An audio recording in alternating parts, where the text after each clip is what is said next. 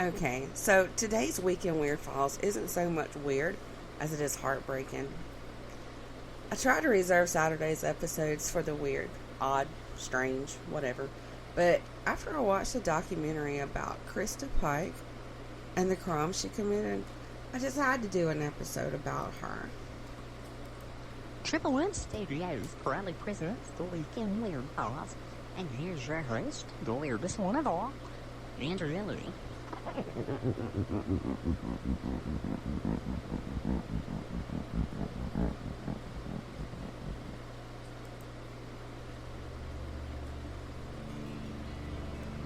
Alright, good morning, y'all.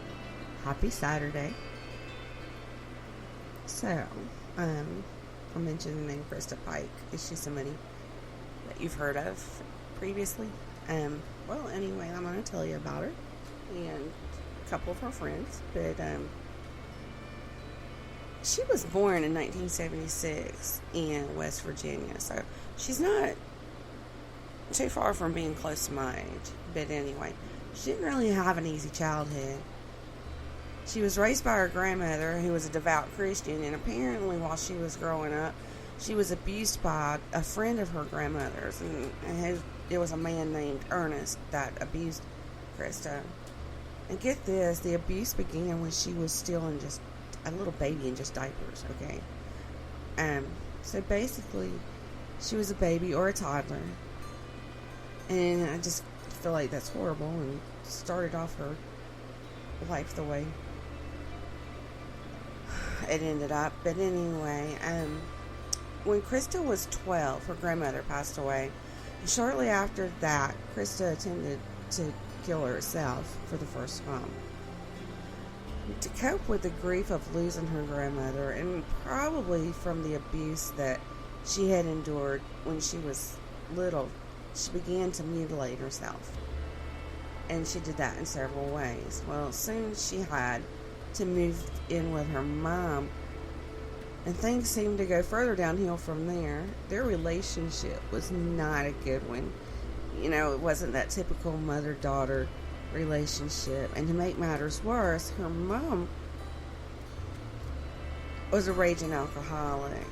You know, her mom tried to get her help for her mental health issues, but the doctors that she took her to were of no help. And another factor that played heavily on Christa was the fact that her mom had men in and out of the house all the time, and at least one of her mom's boyfriends was physically abusive to Christa. And he made this torture device that he would beat her with. Had a long wooden handle and a leather strap. And the psycho hung this torture device or punishment device, whatever you want to call it, on the wall of Christa's bedroom. Like, he was trying to remind her of what he was capable of, or maybe he was trying to keep her in line. But for, whatever his reasons was, he had to be pretty sick to do that to somebody's kid. Now, at some point, Christa dropped out of high school, but when she was 18, she enrolled in the Job Corps program at the Knoxville campus of University of Tennessee. Now, what the Job Corps was a government program that aimed to help low-income youth by providing them with training and job skills. And Christa joined to study nursing. And soon she met a girl named Colleen Slimmer, who was also enrolled in the nursing program. Now, I wouldn't go so far to say as they were friends. They weren't really anything close to it. Christa also had a boyfriend who was attending Job Corps, and his name was Daryl Ship. And somewhere along the way, the couple had become interested in the occult. Now, it wasn't long before Christa began to think that Colleen was trying to seduce Daryl away from her. And he actually did spend some time with Colleen when Christa had went back home during one of their holiday breaks from school, and Daryl had stayed there on campus in Knoxville. Well, because Christa was away, he decided to spend time with Colleen, and he never fessed up to Christa. She had her suspicions that it had happened. Girl always knows. But anyway, so Krista started to make a plan to get her revenge. But she's not going to take her revenge out onto Daryl. Apparently everything was seen as Colleen's fault. Well, Krista came to Colleen and seemingly befriended her. She offered to share a stash of weed with her that she had hidden out in the forest near the school. Colleen thought that she could trust Krista, so she took her up on it. The night before, they headed out into the woods to smoke that weed, Krista confided in a friend that she was feeling mean that day, and that she had plans of killing Colleen. Even to Daryl told another student a few days prior that he, quote, had to make a human sacrifice because the celestial bodies were in alignment, end quote. Now, who goes around telling their plans to murder somebody? Well, I guess nobody took them seriously because no one tried to stop them, and apparently no one called the authorities, you know. Now, around 8 p.m. on Thursday, January the 12th, 1995, to Daryl, Krista, Colleen, and a fourth student who was named Shadola Peterson, signed out of their dorms, and they headed to an isolated area out in the woods. It was like not too far from campus. It was at a place called Tyson Park. Now, suddenly, Krista started confronting Colleen about her wanting to steal her boyfriend, and to Daryl, just kind of let the girls, do what girls do, I guess, argue over a guy. But then Colleen started to realize that they hadn't brought her there to smoke pot like they had promised her. Before leaving their dorms that night, Krista and Daryl had armed themselves with a small meat cleaver and a box cutter. Shadola, they had brought her along to be the lookout, so they had left her back at around the perimeter of the woods so that she could make sure nobody interrupted their plans. At this point, Krista attacked Colleen, and then she slammed her to the ground, where she began kicking and punching her over and over and over. Colleen cried and pleaded for her life, but Krista wouldn't stop. But when she did finally stop, and it was maybe because she was exhausted, Colleen somehow found the strength to pull herself up off of the ground, and she attempted to run away. And apparently she attempted this several times. Well, the first time she tried to get away, Krista cut a long slice in her back, and Daryl called up with Colleen, and then he pinned her to the ground, and Krista carved another slice into her, but this time it was on her stomach. Now, Colleen continued to beg for her life, but Krista told her to shut up. She told her it's harder to hurt someone when they're talking to you. And the more Colleen talked to her, the more Krista kicked her in the face. After that, Krista slashed away at Colleen's throat. But again, somehow, Colleen gathered up the strength to sit herself up and beg for her life. And on top of that, she attempted to escape again. Well, as she tried to get away, Krista threw a rock and hit Colleen in the back of the head. And at that point, Daryl joined in hitting her with rocks too. Now, in an interview that took place later, Krista talked about the sounds that Colleen was making, and as she was breathing, and the medical examiner said that Colleen was basically drowning in her own blood. Now, after the couple finished beating her with rocks, Daryl took his box cutter and he carved a pentagram into Colleen's chest. Now, the medical examiner decided that Colleen was still alive when that pentagram was being carved into her chest. So that means Colleen more than likely felt each and every slash into her flesh. And she suffered for about an hour after that, and then Krista picked up a broken piece of asphalt and repeatedly struck her head until she was dead. Shadola's still the lookout during all this.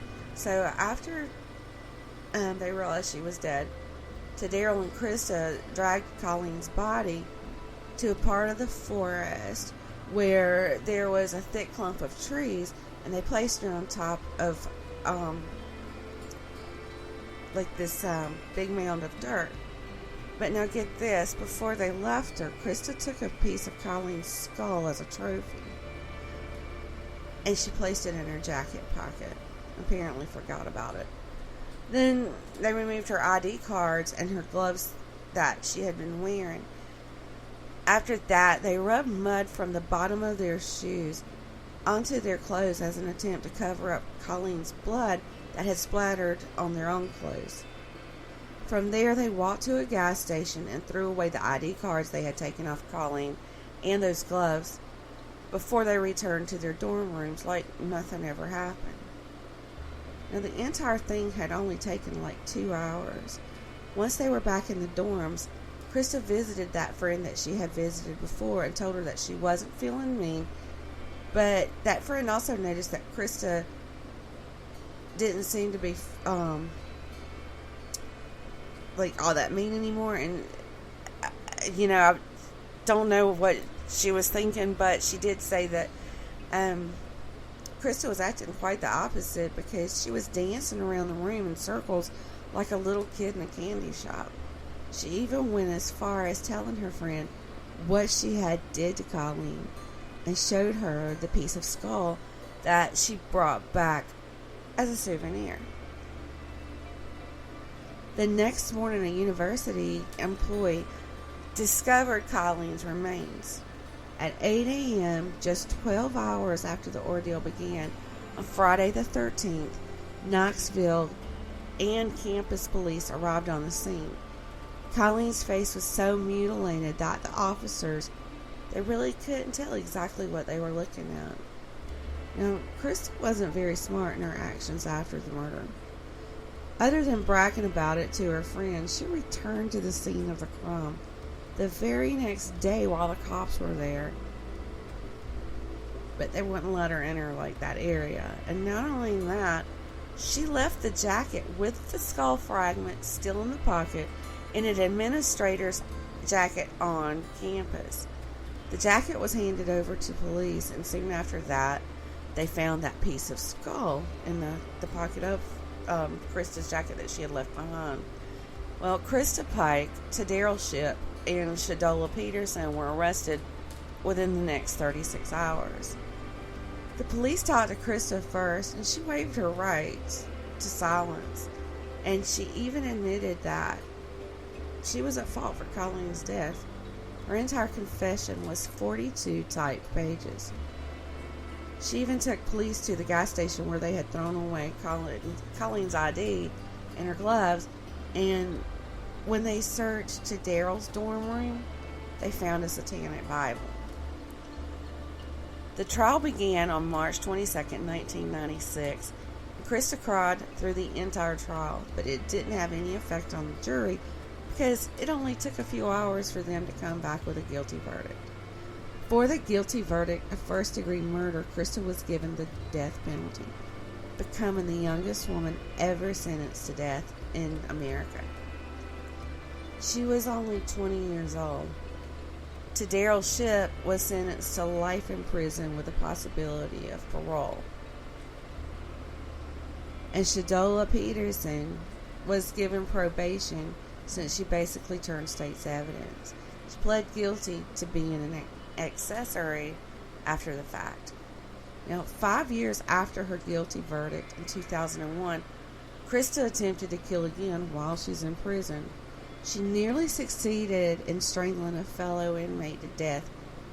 In a phone call that Christa made to her mom, she was heard saying, quote, "I betcha if she gets near me, I'm going to do it again.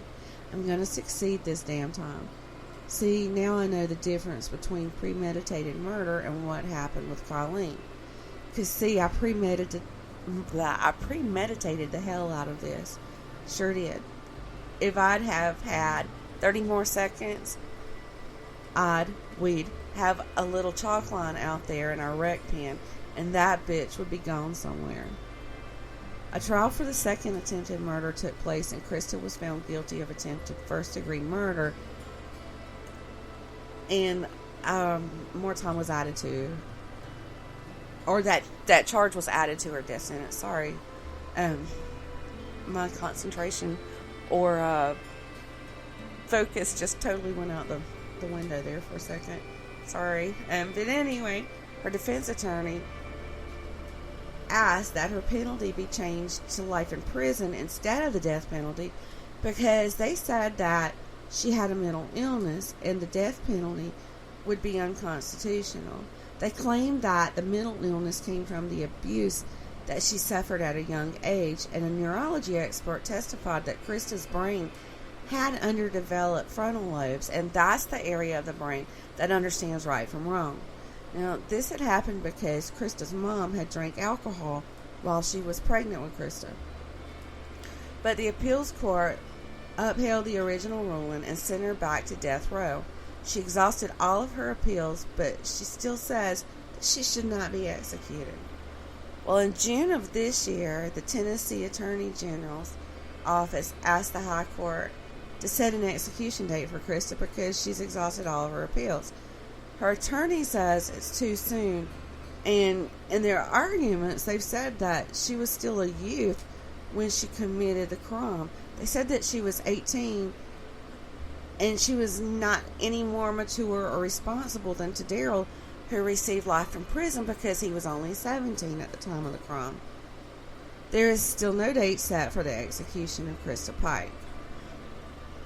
Now, that's all I have for today's episode. If I do hear any updates, if they've set a execution date or anything, I'm definitely going to come back and let y'all know on a future episode. Now, also, don't forget to come back Monday, where we'll be finishing up the 2-part series about Aleister Crowley. He's a pretty interesting man, I believe. But anyway, y'all have a great weekend.